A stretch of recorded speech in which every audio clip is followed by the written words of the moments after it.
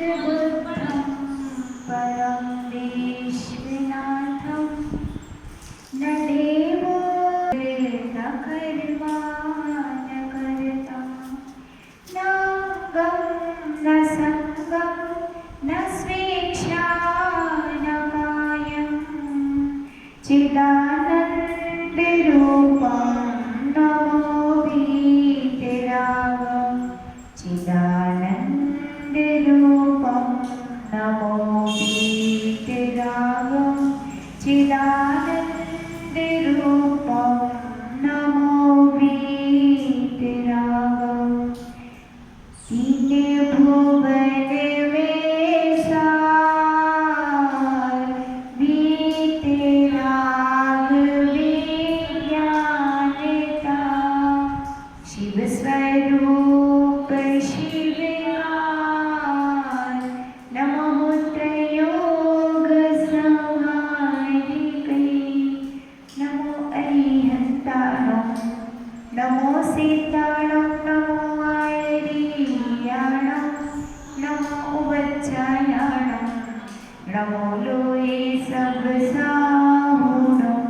जय बोलिए अनंत परम सिद्ध भगवान की, देवादिदेव एक खजाराची चिंतामणी पारसनाथ भगवान की, एक खजाराची आदिनाथ भगवान की, परम पूज्य सवेतरा सत्यगणाचार्य गुरुवर विराट स्वामी महाराज की, द्वादश परम पूज्याचार्य श्री 108 विनोद सागर जी महाराज की, परम पूज्य मुनि श्री 108 अध्ययन सागर जी महाराज की, द्वादश आखिरी जनवानी माताओं की जय, अहिंसा मई जय धर्म की।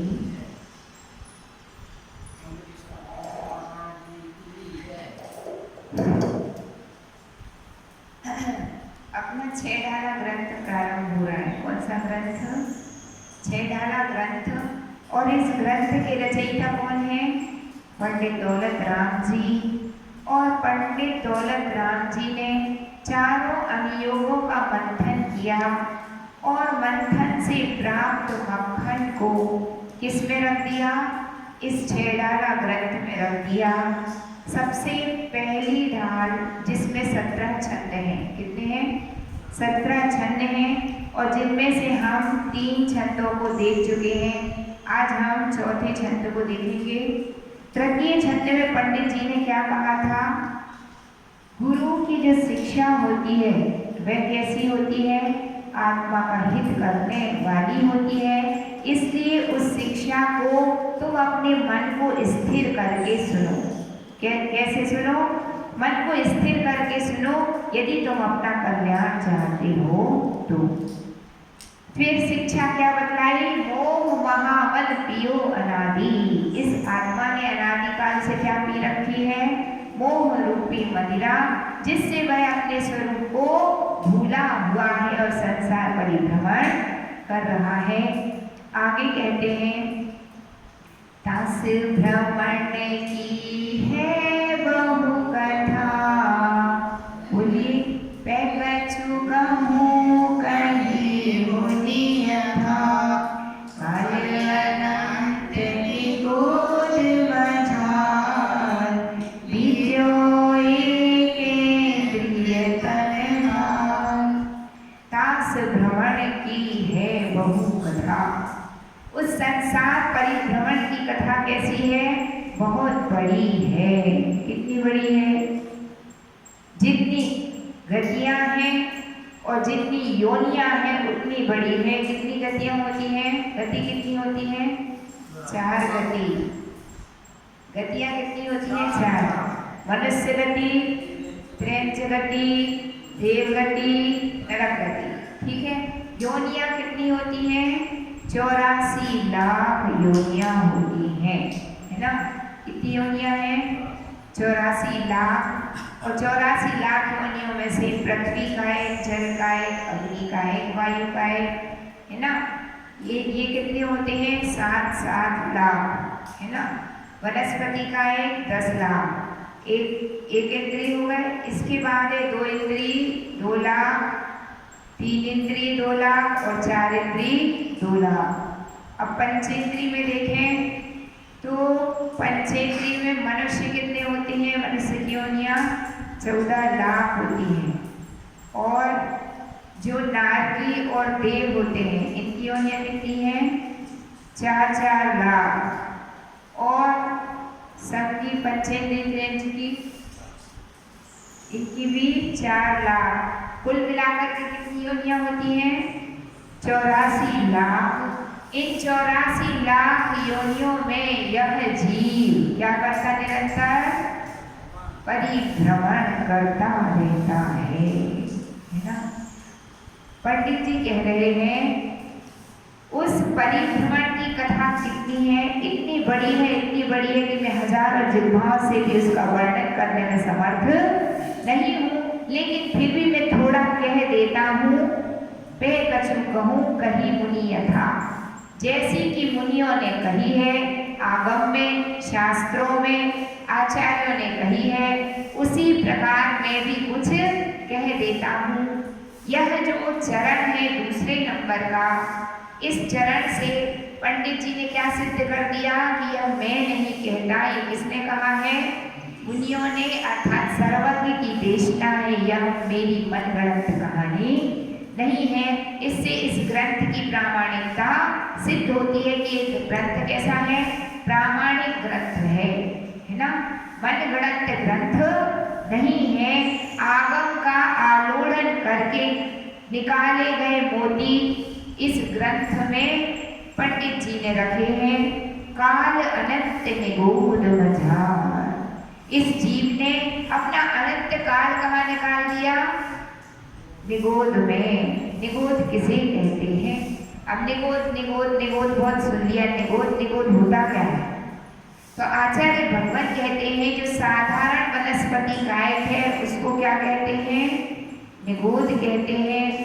और जो 7 नरक हैं, उन 7 नरकों के नीचे एक राजू क्षेत्र में कलकला नाम की पृथ्वी है। कौन सी पृथ्वी? कलकला नाम की पृथ्वी में, जो कि कितनी है? 1 योजन की है, उसमें निगोदिया जीव रहते हैं। कितने निगोदिया जीव? जिनकी कोई गिनती नहीं है। ऐसे अनंत अनंत निगोदिया जीव कहाँ रहते हैं? उस कलकला नामक पृथ्वी में रहते हैं। अब निगोद किसे कहते हैं? तो जो साधारण वनस्पति है उनको निगोद कहते हैं। निगोद के 2 भेद होते हैं, एक नित्य निगोद और दूसरा इतर निगोद। नित्य निगोद किसे कहते हैं?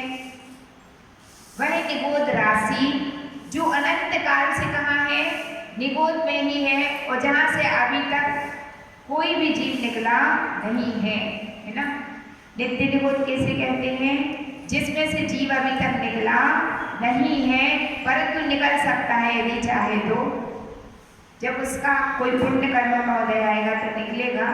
अभी तक निकला नहीं है जहाँ से कोई जीव, वह कौन सी राशि है? नित्य निगूढ़ राशि। मतलब आप यह सोच लीजिए कि आप मनुष्य बनकर बैठे हुए हैं और ऐसे कितने जीव हैं अनंतों जो अभी भी कहाँ पर हैं? उनको निकलने का अवसर ही नहीं मिला। आपको कम से कम अवसर मिल गया कहाँ से निकलने का, है ना। और निगोद से जीव निकलता कौन है और कैसे है? तो भणभूजे का चना उछलता। कैसे? जैसे कि भड़भूजा रहता है ना, भड़भूजा जानते हैं क्या करता है? चने को सेकने का कार्य करता है। उसकी इतनी बड़ी कढ़ाई रहती है और उस कढ़ाई में वह क्या करता है? चने को जब सेकता है तो एक आध कोई चना उछटकर बाहर निकल जाता है। जिन चनों को भूजता है उनकी संख्या कितनी है? लाखों करोड़ों चने हैं उस बहुत बड़ी वाली कढ़ाई में, है ना। और उन लाखों करोड़ों चनों में से 1, 2, 4 चने कोई उछटकर बाहर निकल जाते हैं। उसी प्रकार इतने सारे तो क्या है? निगोद जीव, उनमें से 1, 2, 4 कोई बाहर आते निगोद से, यानी 2, 4 जीवों को ऐसा सौभाग्य प्राप्त होता है कि वे कृष्ण पर्याय को प्राप्त कर पाते हैं, अथवा पृथ्वी जल अग्नि वायु वनस्पति पर्याय को प्राप्त कर पाते। निगोद से निकलना इतना दुर्लभ है। बात समझ में आ रही है ना। अरबों खरबों की संख्या में यदि एक व्यक्ति परीक्षा में पास हो तो क्या कहलाएगा? पुण्यात्मा कहलाएगा कि नहीं?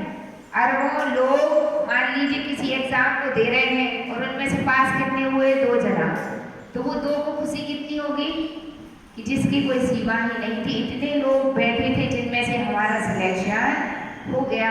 उसी प्रकार इतनी सारी जीव राशि थी जिसमें से सिलेक्शन किसका हो गया? पृथ्वी आदि एकेंद्री अथवा त्रस्काय में जन्म लेने में सिलेक्शन किसका हो गया? आप सभी का हो गया, हम सभी का हो गया। तो अपन तो क्या है? पुण्यात्मा जी। और नित्य निगोद में अभी भी ऐसी अनंत राशि है जो निगोद से निकली ही। आप कल्पना तो करिए कि कितने जीव हैं जो निगोद से अभी निकले ही नहीं है, तो वे क्या कहलाते हैं? नित्य निगोद। अब दूसरी राशि होती है इतर निगोद। इतर निगोद किसे कहते हैं?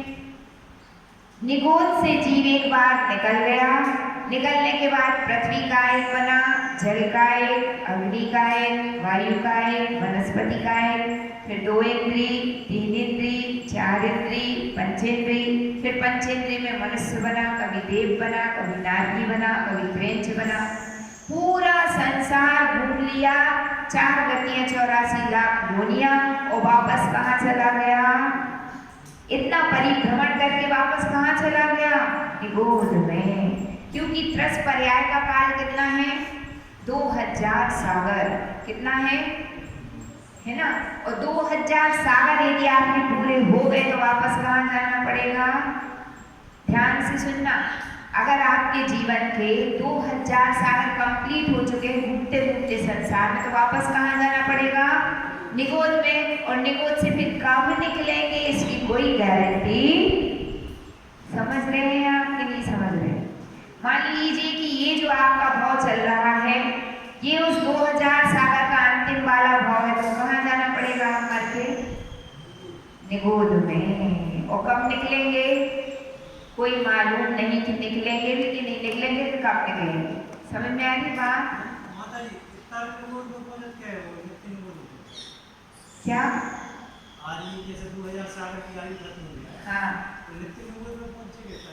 देखिए निगोद कोई 2 अलग अलग नहीं है, निगोद तो एक ही है। क्या निगोद है? साधारण वनस्पति में जन्म होने का नाम निगोद है। ठीक है, अब ये तो आपके समझने की दृष्टि से इनके 2 नाम कर दिए गए, इतर निगोद और नित्य निगोद। परिभाषा क्या है? जो एक बार संसार परिभ्रमण करके पुनः निगोद में चला गया उसका नाम अपन ने दे दिया इतर निगोद। अब आप ऐसे समझ रहे हो 1 घंटा ये बना है, 1 घंटा वो, ये नित्य निगोद का है, वो इतर निगोद का, ऐसे समझ रहे हो? ऐसा नहीं है, निगोद राशि तो एक ही है ना? अभी हम आपको बतलाएंगे कि वो कहाँ रहते हैं। ठीक है, उनके रहने का स्थान तो एक ही है ना? लेकिन नाम हमने उसको अलग अलग क्यों दे दिया है? एक वह निगोद है जो अभी तक निकला ही नहीं एक बार, उसको क्या कह दिया? नित्य निगोद। यानी हमेशा से, नित्य का मतलब क्या होता है? ऑलवेज, हमेशा से वो वही है, इसलिए उसका नाम क्या रख दिया? नित्य निगोद। और जो एक बार घूम करके आ गया है वह क्या हो गया? इतर निगोद, नाम बदल गए। ठीक है, 10 कर्मचारी यहाँ काम कर रहे थे। ठीक है, 52 मेरा क्षेत्र पर, और 10 में से 9 तो क्या हुए? 5 समझ लो, 10 में से 5 ने तो क्या किया? यही जब से यहाँ आए तो घर भी नहीं गए। कहाँ है? यहीं के यहीं है, ये क्षेत्र से बाहर ही कदम नहीं रखा। कितने ने? 5 ने। और 5 ऐसे हैं जिन्होंने क्या किया है? यहाँ पे काम तो कर रहे हैं लेकिन 1 महीने घर रह के आया, कोई बम्बई रह के आया, कोई दिल्ली रह के आया, तो अब रहने का स्थान उनका बदल गया है नहीं? वो 52 गजा क्षेत्र के 10 ही कर्मचारी कहलाएंगे। अब उनके नाम हमने अलग अलग रख दिए। जो घूम करके आया वो क्या हुआ? उसको कैटेगरी अलग दे दी, घूम करके आने वाले की कैटेगरी। और जो घूम करके नहीं आया वो, ये तो नित्य हैं, ये तो यही फिक्स है ना? तो वो क्या कहलाएंगे? ये तो यही फिक्स ही है, वो क्या हो गए? नित्य निगोद। घूम करके आ गए, वो क्या हो गए? आपको समझ में आ गई ना बात? यानी 2 अलग अलग कई गड्ढे नहीं बने हैं, समझ गए ना? तो निगोद राशि तो वही है जो एक बार परिभ्रमण करके वापस निगोद में गया, उसका नाम क्या हो गया? इतर निगोद। तो अब यदि मान लीजिए अब किसी जीव का यहाँ से मरण हुआ और निगोद में गया, तो उसका नाम क्या होगा? नित्य निगोद नहीं होगा, उसका नाम क्या होगा? इतर निगोद, है ना? उसकी कैटेगरी किस में आएगी? घूम के आने वालों में उसकी कैटेगरी आएगी। अब यहाँ मुख्य बात यह है, नित्य निबोध ऋता निबोध तो हमने समझा। ये मुख्य बात क्या है कि इतनी मेहनत से तो 10 पर्याय मिलती है। हमने बता दिया कितनी मेहनत से, कि एक भड़ पूजे के जो चने का ढेर है 2-4 निकलते हैं, कितनी मुश्किल से निकलने को मिला, और तुम वापस उसी निबोध में चले जाओ, तो ये समझदारी है कि नादानी कहलाई है ना। आपने कोई मिस्टेक कर दी। अब कहने का तात्पर्य यह है कि जो आपको 2000 सागर का टाइम पीरियड मिल गया है, उसमें क्या करना है? कुछ ऐसा पुरुषार्थ कर लेना है जिससे हमें वापस निबोध में ना जाना पड़े। तो ऐसा क्या काम करें जिससे हमें वापस निबोध में ना जाना पड़े? तो आचार्य कहते हैं कि सप्त व्यसनों का त्याग कर दीजिए। किसका त्याग? किसे कहते सप्त व्यसन? मद्य त्याग, मांस त्याग, मधु का त्याग, और चोरी करने का त्याग, और झूठ बोलने का त्याग, जुआ खेलने का त्याग, और शिकार खेलने का त्याग, परिस्त्री गमन और वेश्यागमन, इनका त्याग कर दिया। ये क्या कहलाते हैं? क्या कहलाते हैं? सप्त व्यसन। आप इनका त्याग कर दीजिए। यदि नहीं किया तो वापस वही नरक निबोध की यात्रा करनी पड़ जाएगी। तो आज पंडित दौलत राम जी आपको क्या कह रहे हैं? मुनियों ने जो शिक्षा दी है वह आप तक पहुंचा रहे हैं। भगवान की दिव्य देशना है, इसको अपने हृदय में उतार लेना चाहिए और अपने आचरण का विषय बना देना चाहिए। तो अब हम आपको बतलाएंगे कि जो निबोध राशि है वह कहाँ है और किस प्रकार से है। तो अनंतानंत निबोधिया जीव तो कहाँ है? 7 नरक के नीचे जो एक राजू क्षेत्र में कलकला भूमि है, उसमें क्या है? अनंतानंत निबोधिया जीव ठसाठस भरे हुए। और कहाँ पाए जाते हैं निबोधिया जीव? संपूर्ण लोक में ठसाठस भरे हुए हैं। ये जो आपको खाली स्पेस दिख रहा है, इसमें क्या है? हवा है। और क्या है? कारवाण वर्गणाएं हैं। और क्या है? अनंतानंत निबोधिया जीव ठसाठस भरे। ठसाठस जानते किसे कहते हैं? जगह ही नहीं है। जैसे कोई रेल रहती ना, और रेल में जब पाँव रखने को जगह नहीं हो, जितने पैसेंजर हैं सब क्या है? कोई एक पाँव पे खड़ा है, कोई दोनों पाँव पे खड़ा है, जगह ही नहीं है। उसका नाम क्या है? ठसाठस। तो इतने निबोधिया जीव हैं। तो संपूर्ण लोक किससे भरा हुआ है? निबोधिया जीवों से भरा हुआ है। और आप जो जीव बैठे हैं, आपकी जान में और उनकी जान में कोई फर्क है क्या? जैसे आप जीव हो ऐसे कोई भी जीव है, लेकिन तुम्हारी संख्या कितनी है? 5-10 से ज्यादा नहीं। और उनकी संख्या कितनी है? अनंतानंत की संख्या है। अब जितनी भी साधारण वनस्पति है उसमें भी निबोध राशि पाई जाती है। साधारण वनस्पति किसे कहते हैं? तो जितने जमी कंद हैं, क्या है? जमी कंद है, उनमें अनंत निबोधिया जीव पाए जाते हैं। और उसी को क्या कहते हैं अपन? साधारण वनस्पति। अब उदाहरण हम आपको आलू का देते हैं, है ना। कितने लोग हैं जो ऐसा कहते हैं आलू में तो बहुत दोष है, बहुत दोष, और प्याज में कुछ दोष नहीं है, उसमें तो बस बास का दोष है। ध्यान रखिए, वो भी जमी कंद है।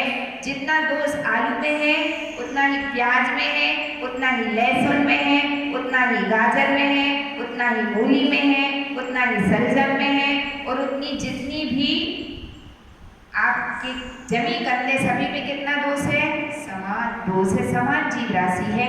लेकिन कितने लोग जो जिह्वा के लोलुपी होते हैं वो क्या कहते हैं? अरे लहसुन और प्याज में तो कोई दोष थोड़ी है, उसमें तो बस बास का दोष है और कोई दोष नहीं। तो देखिए, जितने जितने जमी कंदे वो सब साधारण वनस्पति हैं, और जितनी साधारण वनस्पति है सब में निबोध राशि समान है। अब कैसी वो हम आपको बतलाते हैं। एक आलू लिया, उसका माइक्रोस्कोपिक अध्ययन किया गया, तो आलू के एक छोटे से सुई की नोक पे कितना आलू बनता है? कितना बनेगा? इतना सा, जरा सा, उतना सा आलू लिया और उसको एक स्लाइड पर रखा और उसका माइक्रोस्कोपिक अध्ययन किया, तो उस आलू के छोटे से टिक्के में, इतने से आलू में कितने असंख्यात अंडर पाए जाते हैं। कितने अंडर? मतलब एक प्रकार की संरचना होती है जिनमें वो जीव रहते हैं। अब उसमें से असंख्यात अंडर में से अपन ने एक अंडर निकाला। क्या निकाला? एक। उस एक अंडर को फिर से माइक्रोस्कोप पे रखा तो उसमें असंख्यात आवास होते हैं। कितने आवास? असंख्यात। अब उस असंख्यात आवास में से एक आवास निकाला। उस एक आवास में असंख्यात उल्बियां होती हैं। क्या होती हैं? उल्बी। अब उस असंख्यात उल्बी में से एक उल्बी निकाली।